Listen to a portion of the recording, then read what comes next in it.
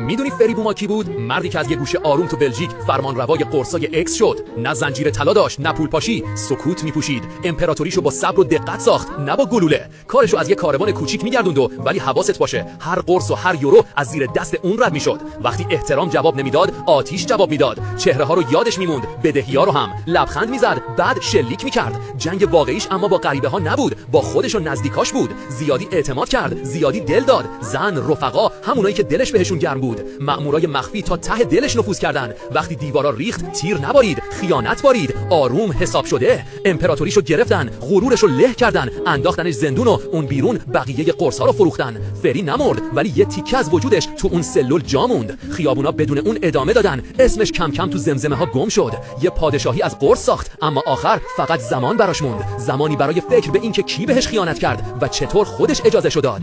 اگه داستانای اینجوری رو دوست داری، یه فالو بزن تا با هم بریم سراغ بعدی.